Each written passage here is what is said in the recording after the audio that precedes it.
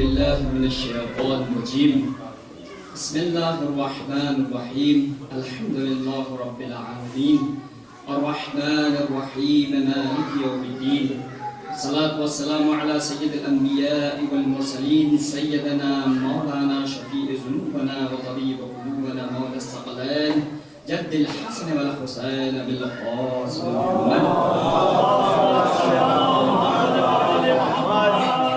وعلى آله الطيبين الطاهرين المعصومين أما بعد فقد قال الله تبارك وتعالى في القرآن المجيد بسم الله الرحمن الرحيم إن الله يأمركم بالعدل والإحسان صلوات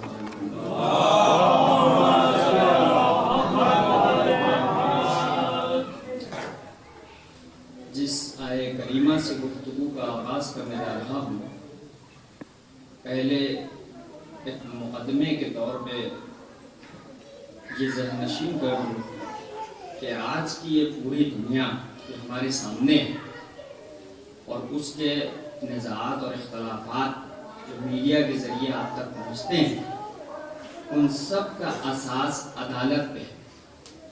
وی وانٹ جسٹس کے نعرے دنیا کے ہر کونے سے اٹھ رہے ہیں اور ہمارا یہ ایک ایسا دین اس زمانے سے کہ جب دور جاہلیت میں ڈوبا ہوا تھا جسے جاہلیت اولی کہا جاتا ہے اور آج داعش اٹھی ہے یہ کہہ کے کہ دور جاہلیت ثانوی ہے۔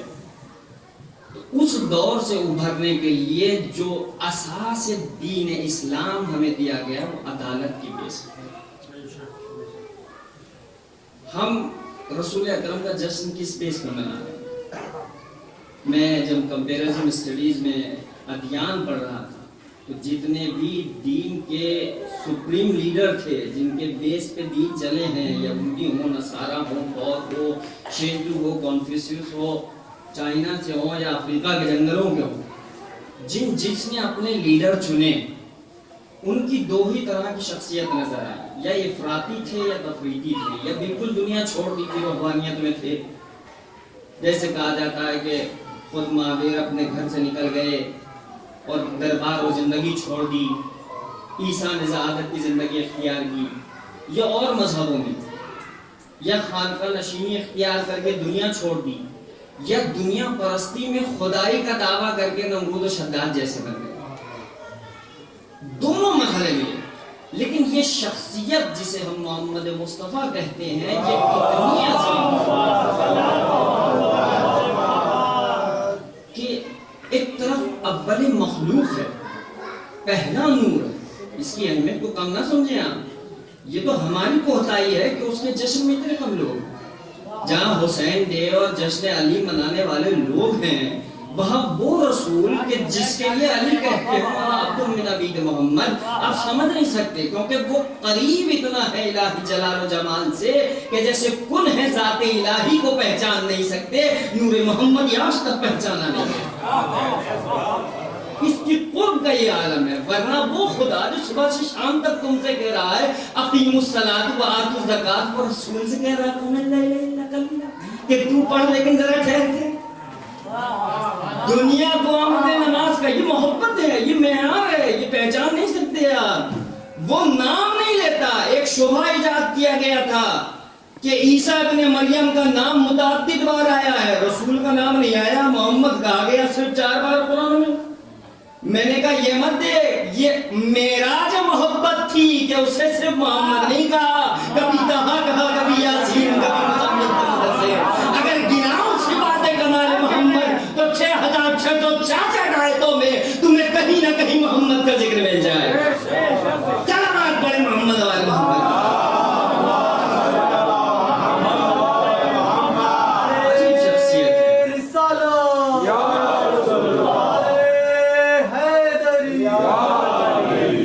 ہم رسول کو نہیں پہچانتے، یہ سب سے بڑی کوتاہی ہے پورے عالم اسلام۔ نہ وہ نہ ہم۔ طرفین کی کتابیں اٹھا کے دیکھ لو، جس نے بھی صفات جمال و کمال و شمائل نبی پہ کتابیں لکھی ہیں، سیرت کے اوراق پلٹ کے دیکھ لو، ظاہر نبی کو لکھا بہت اچھا ہے، پہچانا پھر بھی نہیں، پہچانا بالکل نہیں۔ عدل سے گفتگو شروع کی تھی۔ عدل ایسی چیز تھی کہ یہ انسان تمہیں دین دینے نہیں آیا، یہ شخص تمہیں مسلمان بنانے نہیں آیا تھا، ورنہ کیا ضرورت تھی کہ نور الہی اپنے ہی نور سے ایک شخصیت بنائے ایسی کہ اس کے صدقے میں پھر اور شخصیتیں بنتی چلی جائے، پھر دنیا میں آئیڈیل بنا کے بھیجی جائے، صرف اس لیے کہ لا الہ الا اللہ محمد رسول اللہ کر سکوں۔ مقصد خلقت پیغمبر یہ تھا کہ انسان کو انسان کی حقیقت بتا دے، اور وہ جبھی بن سکتی تھی جب معیار انسانیت عدالت کی بنیاد پہ معراج فرمان پڑتی، عدالت کی بنیاد پہ۔ آج دنیا کی ناانصافیاں جو الجھی ہوئی ہیں وہ اسی وجہ سے کہ اسلام کی دوا سے دور ہے۔ کورونا کے مریض اگر صحیح دوا پا جائیں تو شفا یاب ہو جائیں۔ آج کفر و عدم عدالتی کو اگر کوئی دوا کی ضرورت ہے تو وہ دین اسلام اور اخلاق پیغمبر اکرم، وہ اگر مل جائے تو پتہ چلے اسلام کیا۔ عدل کی تعریف اگر میں کروں نا، بہت سادی سی، لغت اور اصطلاح دونوں کے اعتبار سے تو بہت پیاری چیز ہے۔ وضع کل شیء علی موضعہ کہتے ہیں۔ عدل کسے کہتے ہیں کہ ہر چیز کو اس کی صحیح جگہ پہ رکھ دینا، صحیح مقام عطا کر دینا، ڈسپلین کے ساتھ۔ قرآن کے سپارے رکھے ہیں، بے ترتیب رکھے ہیں، آپ نے ترتیب سے رکھ دیے، سجدگاہیں بکھری پڑی ہیں، آپ نے منظم کر کے رکھ دی، اینٹیں گری ہوئی ہیں، منظم رکھ دی، ترتیب سے۔ وضع کل شیء علی موضعہ، اس کی صحیح مقام پہ رکھ دینا، یہ عدل ہے۔ اور اس کے مقابلے پہ آتا ظلم، جس میں دنیا ڈوبی ہوئی ہے۔ ہر مقام کو اس کی شے سے ہٹا دینا، اس مقام سے، اس اصل مقام سے ہٹا دینا، یہ ہے ظلم۔ تو عدل اور ظلم کی باریکی کو اگر سمجھنا ہے تو اس سے سمجھو کہ ہر شخص کو اس کا صحیح مقام دے دو، یہ عدل ہے، اور ہر شخصیت کو کسی غلط مقام پہ چڑھا کے بٹھا دو، یہ ظلم ہے۔ اب اگر کسی شخصیت کی معرفت میں کوتاہی آ رہی ہے تو یہ ظلم ہے رسول کے حق میں، ظلم ہے رسول کے حق میں۔ تو بھئی یہ مزاج جب بنا تو دنیا کو اگر خدا یہ کہہ کے چھوڑ دیتا کہ عدل کرو، حکم دیا نا قرآن میں کہ عدل کرو، تو عدل انسان یہ کرتا کہ اچھے اچھے سارے مقام ہر شخص اپنے اختیار میں لے لیتا، دوسرے کے حق میں ظلم ہو جاتا، دوسرے کے حق میں ظلم ہو جاتا۔ ہر شخص چاہتا کہ مجھے بہتر مقام ملے، مجھے دولت بھی ملے، مجھے عزت بھی ملے، مجھے صحت بھی مجھے مقام بھی ملے، مجھے مرتبہ بھی ملے، ہر چیز اچھی چیزوں کو بٹور لیتا، یہ ظلم دوسرے کے حق میں ہو جاتا۔ تو تقاضائے فطرت اور عقل یہ تھا کہ جو منصب معین کر رہا ہے وہی صاحب منصب بھی معین کرے، تاکہ اس اختلاف سے بچا رہے۔ اصطلاحی تعریف دیکھ لیں عدل کی، اعطاء کل ذی حق حقہ، ہر صاحب حق کو اس کا حق پہنچا دینا، حق دے دینا، اور ہر صاحب حق سے، حدیث بیان کرتا چلو، اس کے حق کو چھین لینا، یہ ظلم ہو جاتا۔ اچھا، ظلم کی ترتیب ہے، نسبی تعریف ہے۔ ایک بچے سے ٹافی چھین لو، چھوٹا ظلم ہے۔ ایک پیسے والے کی جیب کاٹ لو، یہ بڑا ظلم ہے۔ جیب کاٹنے کے ساتھ قتل کر دو، یہ اور بڑا ظلم ہے۔ کسی بڑے کو لوٹ لو، یہ اور بڑا ظلم ہے۔ بینک لوٹ لو، یہ اس سے بڑا ظلم ہے۔ پتا چلا جتنا بڑے شخصیت کی کردار اور اخلاق اور زندگی اور بارگاہ میں تم ظلم کرو گے اتنے بڑے ظالم کہلاؤ گے، اتنے بڑے ظالم کہلاؤ گے۔ تو شخصیت محمد کی معرفت کی کوتاہی تمہیں دنیا کا سب سے بڑا ظالم بنا دیتی ہے کہ اگر محمد نہ پہچانے گئے تو سب سے بڑا ظالم۔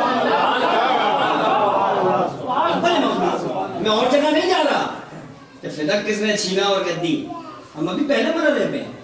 اگر محمد نہ پہچانے گئے تو جسے بھیجا ہی اس لیے تھا کہ میری معرفت ہو، فخلقت خلقا، بنے ہی اس لیے تھے کہ معرفت، اور معرفت کرتے پہلے کس چیز سے آتی ہے؟ نالج۔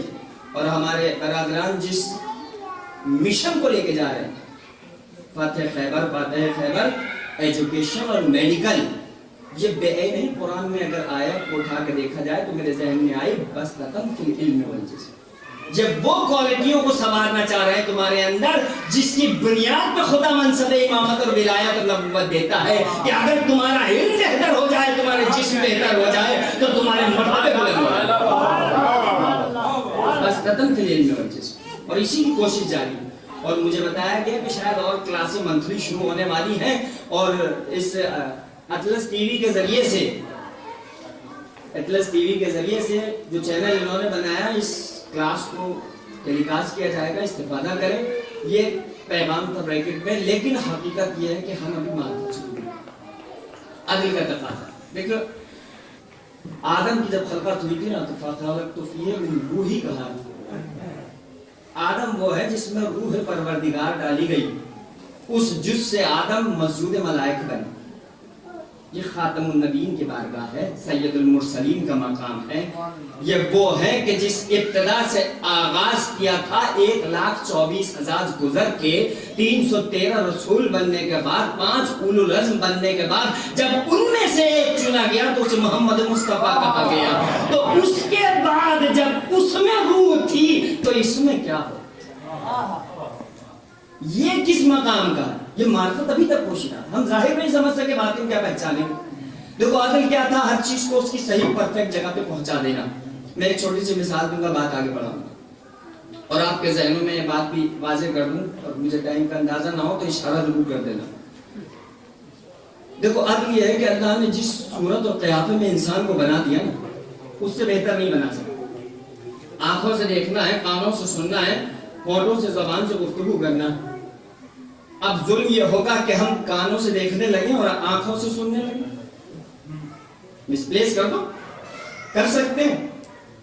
اگر میڈیکل سائنس کہیں ایسی پہنچ گئی اور یہ کرے تو یہ ظلم ہوگا، کیونکہ جو جس جگہ جس مقام کے لیے خدا نے بنا دیا اس سے بہتر نہیں بن سکتا.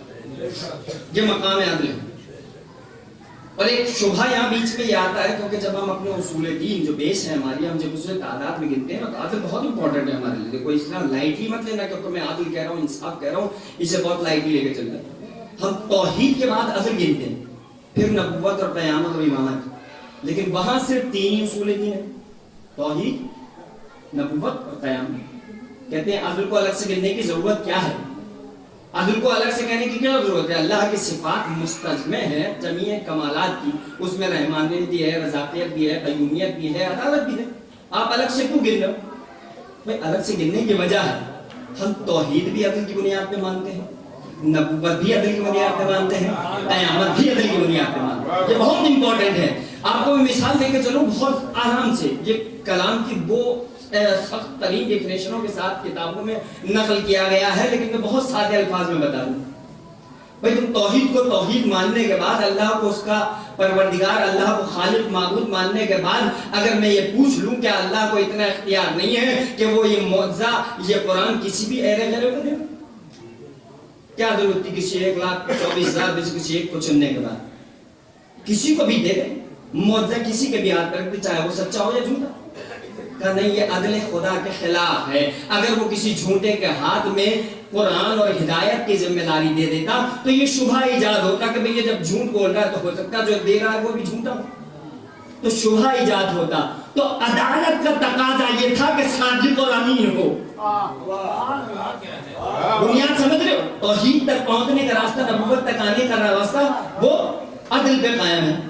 اچھا تم اتنی زندگی بھر نمازیں پڑھی، روزے رکھے، حج کیے، زکات دی، کس لیے؟ جنت میں جاؤ گے، جہنم سے بچو گے. اللہ کو کیا اتنا اختیار نہیں ہے؟ مالک المختار نہیں ہے؟ کبریا اور عظمت والا نہیں ہے کہ وہ چاہے گناہگار کو جنت دے دے اور مومن کو جہنم میں ڈال؟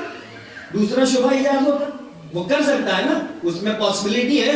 کہا نہیں، ایسا بھی نہیں اللہ کر سکتا. کیوں نہیں کر سکتا؟ کہا یہ عدل الہی کے خلاف ہوگا. تو ہماری قیامت بھی عدالت پہ ہے، ہماری نبوت بھی عدالت پہ ہے، ہماری توحید بھی عدالت پہ ہے. لیکن پھر بھی ہم اصول دین میں توحید کے بعد فوراً عدل اس لیے بھی رکھتے ہیں کہ تاریخ ایسے کیوں بھی بتا چکی ہے کہ جو توحید کا تو قائل ہے، عدل کا نہیں ہے. بھائی جب آدم کی خلقت ہوئی تھی اور کہا سجدہ کر تو وہ توحید پرست تھا، 6,000 سال عبادت کر کے وہاں تک گیا تھا. لیکن اسے عدالت میں شک ہوا کہ میں آج سے وہ خاص سے. تو ہم بتانا یہ چاہتے ہیں کہ ہم نے اپنے اصول دین میں ہم نے عدل کو توحید کے فوراً اس لیے رکھا کہ پتہ چلے ابلیس یہ قاتل اور ہے، ہمارا عقیدہ اور ہے.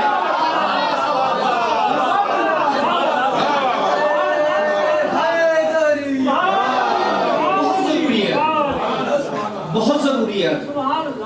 بہت لائٹلی مت لینا اس چیز کو. मत समझना अदल पे गुफ्तगू चल रही है। क्यों? ये अदल का पैकर बन के आए रसूल। अदल इंसाफ और दिन मोल मकारिम अखलाक कहाँ से बयान करोगे?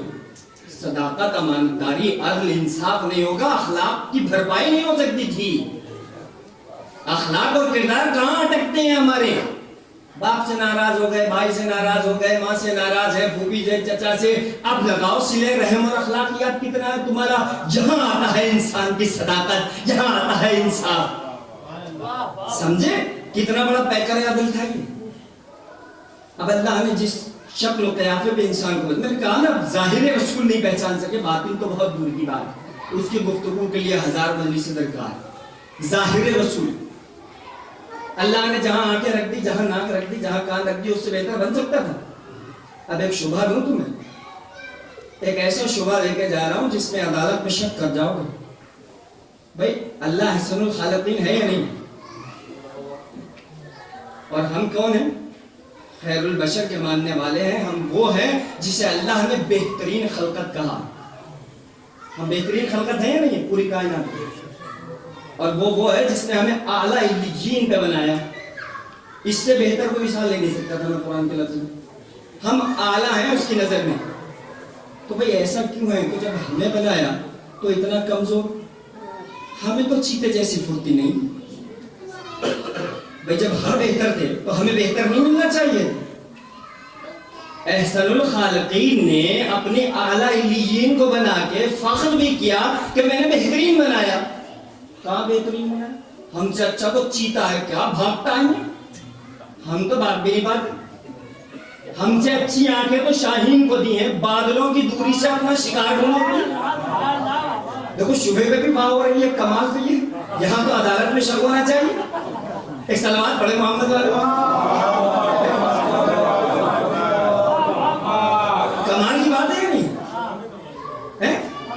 भाई शाहीन को वो निगाहें देनी, मामूली गली कूचों में घूमने वाले कुत्तों को वो कुव्वत शामा दी है कि वो दूर से ही खुशबू का एहसास करके अपना खाना ढूंढ लेता है। यहाँ इंसान के बराबर में दस्तरखान लग जाए और महफिल चलती रहे तो दस्तरखान निमट जाए, पता ही नहीं चल पाता। अभी कोरोना चल पड़ा, सबसे पहले सेंस खराब कर देता है, न जायका आता है न सूंघ पाते, इंसान परेशान हो जाता है।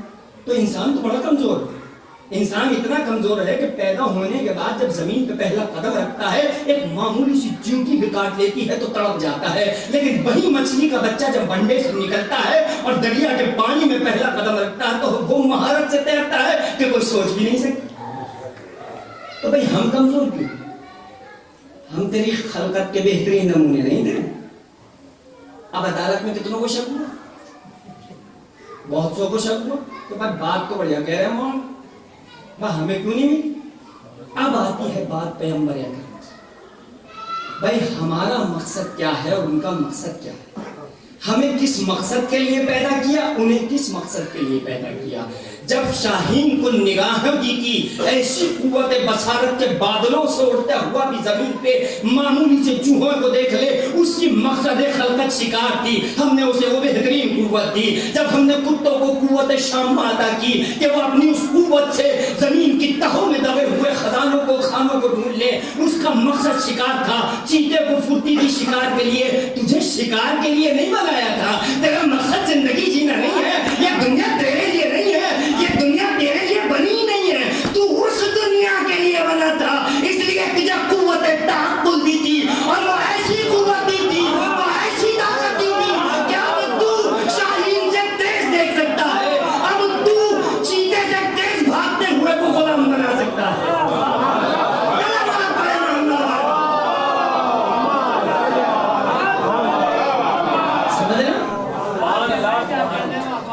भाई हमें जो कुव्वतें नहीं दी, लेकिन अक्ल तदब्बुर वाली जो कुव्वत हमें दी, उसने इन सबको हमारा गुलाम बना दिया। ये कुव्वतें पैगंबर अकरम थी, वो हुज्जत बातनी और ज़ाहिरी बन के आए थे।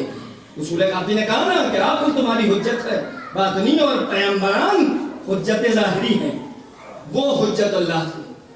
अच्छा अब अगर कोई ऐसा इंसान, देखो मैं बहुत जल्दी जल्दी खत्म कर रहा हूँ, इशारा होने लगा, टाइम हो रहा, लोगों को भूख लग रही है, जा रहा हूँ। लेकिन देखो रात इतनी मुबारक है कि 2 मासूमों की विलादत की रात है। ایک کی نہیں، جسے کہا جشن صادقین، ایک کے نام پہ ہم اسلام کا دم بھرتے ہیں، ایک کے نام پہ اپنے مکتب کا دم بھرتے ہیں، شیخ جعفری کہلاتے ہیں، معمولی بات نہیں ہے۔ اب اگر کوئی ایسا انسان ایسے کمبینیشن کے ساتھ مل جائے جس میں چیتے سی پھرتی ہو، شاہین کی سی آنکھیں ہو، قوت شامہ کمال کی ہو، قوت گویائی کمال کی ہو، تو اتنا تو ہر بچہ سمجھ گیا ہوگا وہ کچھ بھی ہوگا ہم جیسا نہیں ہوگا، کچھ بھی ہوگا ہم جیسا نہیں ہو سکتا۔ تو بھائی قرآن نے، تفسیر نے، آیات نے، علماء نے، طرفین کے علماء نے اپنی کتابوں میں کیا اس بات کو نہیں لکھا کہ ہم نے انبیاء میں 24,24,000 پیغمبروں میں کچھ ایسے دیکھے کہ جب موسیٰ چلے تو پانی ڈبو نہیں سکتا، جب سلیمان چلتے ہیں تو ہواؤں میں چلتے ہیں، جب ابراہیم گرتے ہیں تو آگ جلاتی نہیں ہے، جب یونس کے بطن، مچھلی کے بطن میں یونس رہتے ہیں تو ان کو موت لاحق نہیں ہوتی۔ تو جب انبیاء میں یہ کمالات تھے کہ ان پہ حواس کے یہ ظواہر میں جتنی قوتیں تھیں، عناصر تھے، وہ مؤثر نہیں کر پاتے تھے، تو جو خاتم النبیین تھا، جو سید المرسلین تھا، جو ان سب سے اعلیٰ تھا، چن کے بنا تھا، اب سنو اس کا کمال کیا ہے۔ حسن یوسف وہ تھا کہ جس کو دیکھ کے انگلیاں کٹتی تھی، اور محمد وہ تھا جس کی انگلی پہ چاند کٹتا تھا۔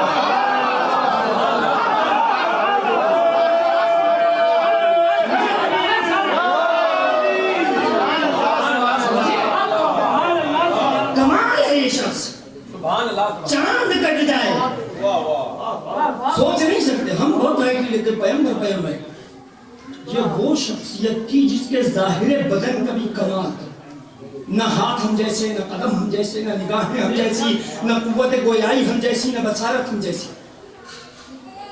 میں یہ کام کر دوں نا تو مجھے شاید جوتے مار کے لوگ بھگا دیں، لیکن عظمت پیغمبر کو دیکھو کہ اس زمانے کے لوگ کیسے پہچانتے تھے۔ یہ مقام اس زمانے میں تاریخ بتاتی ہے، علماء نے لکھا ہے۔ ایک شخص رسول کی بارگاہ میں آ کے کہتا ہے کہ مجھے کوئی ہدیہ ایسا دیں جو سے میری نسل یاد رکھے، میری بیٹی کی شادی۔ کیا دیا آپ نے؟ اب تیرے ظاہر بدن دیکھو، اب پورا دن کھیت پہ کام کیا، جتنا عرق پسینہ آیا اسے شیشی میں لگ گیا۔ سیرت کی کتابیں کہتی ہیں کہ جب رسول نے اس شخص کو تحفے میں یہ دیا، اس کے بعد اس نے اپنی بیٹی کو اس عطر سے معطر کیا، تو 7 نسلوں تک اس کی بیٹی کی نسل سے مشک و عنبر کی خوشبو آئی، جس کا پسینہ یہ ہو، اس کا پسینہ یہ ہو۔ بہت ساری باتیں میں چھوڑتا ہوا جا رہا ہوں، لیکن چند جگہوں پہ کیونکہ ان کا ذکر یہاں ہوا۔ قدم ایسے تھے کہ حلیمہ سعدیہ کہتی ہیں کہ جس بنجر زمین پہ قدم رکھتے ہیں وہ سرسبز ہو جائے، جس کنویں پہ ہاتھ رکھتے ہیں وہ جوش مارنے لگے، جس درخت سے تکیہ کر لے تازہ خرمے گرنے لگے۔ یہ قدم مبارک، ہاتھوں پہ کلمہ پڑھ دو، نہ جانے کتنے آتے تھے، اخلاق سے مؤثر ہوتے تھے، متاثر ہوتے تھے اور کلمہ پڑھتے تھے۔ ایک مقام ملا کنکریوں نے کلمہ پڑھا، میں بڑے تعجب میں تھا، یا نبی اللہ یہ کنکریوں کا کیا ماجرا ہے؟ آدمی سے پڑھوا لیا، درختوں سے پڑھوا لیا، جانوروں سے پڑھوا لیا، کافروں سے پڑھوا لیا، منافقین سے پڑھوا لیا، یہ کنکری کا کیا ماجرا ہے؟ کنکریوں سے اس لیے پڑھوایا کہ جس معاشرے میں آیا وہ قوم تھی بت پرست، میں نے چاہا کہ پہلے ان کے بتوں کو کہ جو بنے تھے انہی پتھر اور کنکریوں سے ان کے سامنے ثابت کر دوں کہ تمہارے خداؤں سے پڑھوا لیا، اب تمہاری باری ہے۔ محمد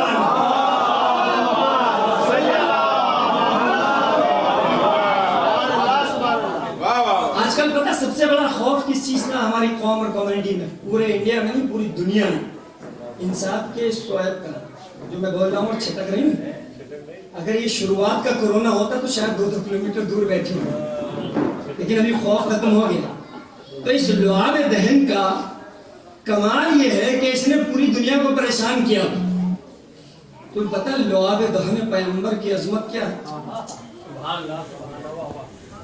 بھائی آج ایک بچہ گر جائے نا تو ماں کی زبان سے نکلتا ہے یا علی مدد، اور بچہ ٹھوکر کھا کے اٹھ جائے تو کہتا ہے یا علی مدد. کیوں؟ کیونکہ کائنات کے حلال مشکلات ہیں. غالب کل غالب علی ابن طالب وہ ہے کہ جو ہر مشکل کا حل جانتے ہیں. لیکن ایک وقت خیبر میں ایسا آ گیا تھا کہ علی بستر پہ تھے، رسول پوچھ رہے تھے کہاں ہے، تو جو خود مشکلوں کو حل کرتا تھا جب اس کی آنکھوں کو مشکل پڑی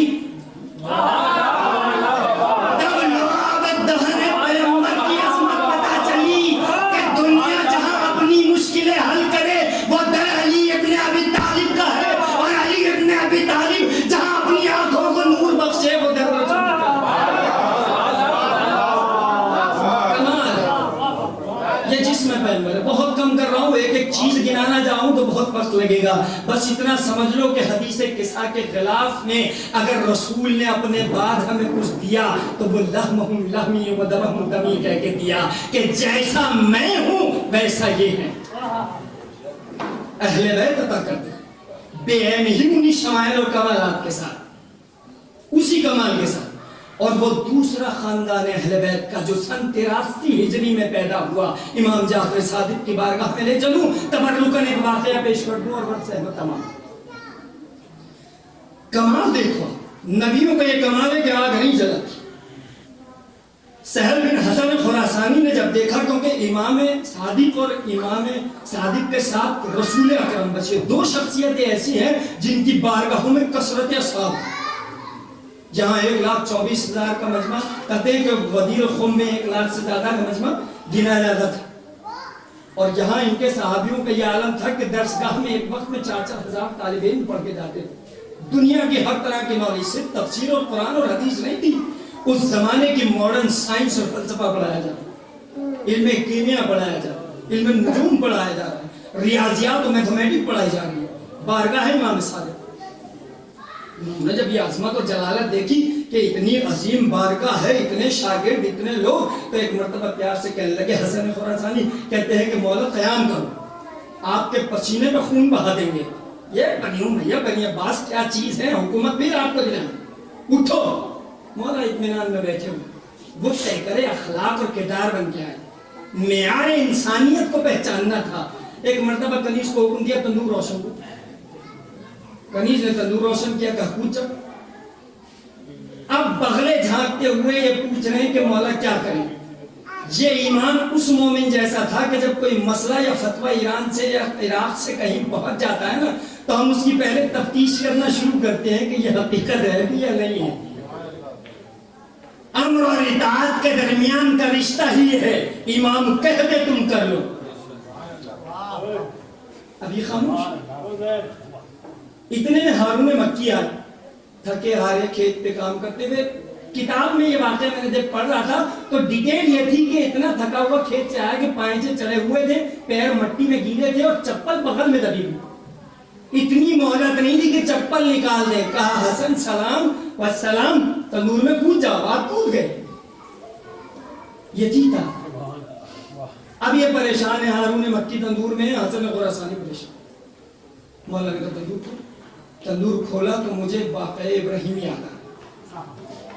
اب سمجھے میں کیوں یہاں سے رب دے رہا تھا کہ کل انبیاء جس معیار امتحان سے گزرے تھے. بھائی ہارون مکی خلیل اللہ تو نہیں ہے، اولو العزم تو نہیں ہے، ابراہیم تو نہیں ہے، پیغمبر تو نہیں ہے، رسول تو نہیں ہے، نبی تو نہیں ہے. کیا ہو تم؟ کہ میں صرف محب جعفر صادق ہوں، میں اہل بیت کا محب ہوں.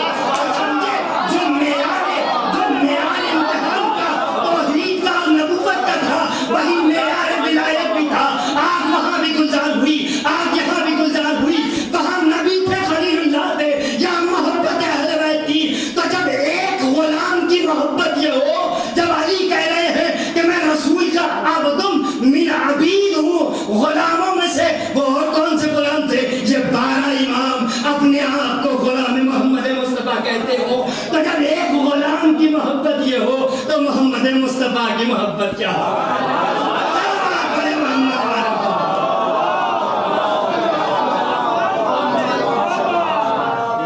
اسی کی محبت تمہیں یہاں لائی. تمہاری ماں کی طہارت نے تمہیں یہ محبت دی.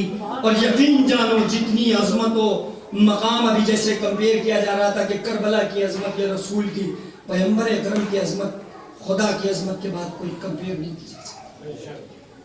وہ مقام ہے کہ علی اپنے تمام صفات و کمال کے باوجود، ہم گنتے ہیں کہ کل انبیاء کی صفات ایک طرف، محمد مصطفیٰ ایک طرف، نہیں، کل انبیاء کے صفات کا مظہر تو علی ہے۔ کیا حدیث بھول گئے کہ اگر کسی کو آدم کا علم، ان کا تقویٰ، موسیٰ کی حیبت، یوسف کا جمال دیکھنا ہو تو علی کو دیکھو، تو رسول اس سے کہیں والا ہے۔ وہ عظیم مقام نہیں سمجھ سکتے۔ میں نے کہا نا کہ ہماری عقل قاصر ہے مقام نبوت کو سمجھ۔ پروردگار ہمیں توفیق دے کہ جیسے ہم یہاں جمع ہوئے ہیں اس محمد عربی کی عظمت میں، ہمیں اسی کی عظمت کا واسطہ، اس کے مقام و کبریائی کا واسطہ ہمیں توفیق دے کہ ہم معرفت محبت اہل بیت، رسول کی اور اہل بیت کی معرفت میں سچا، اور یہ فاتح خیبر ایجوکیشن اور میڈیکل کے سائے میں ہمیں محب رسول اور محب اہل بیت بنا سکے، کیونکہ دعا کی ذمہ داری قبلہ بزرگوار کی ہے۔ تو میں آپ لوگوں سے رخصت ہوں گا یہ کہہ کے کہ بس ایک دعا یہ ضرور کریں کہ اس پہلے محمد کے نمائندے اس آخری محمد تک ہمارا درود و سلام اور ظہور کی دعا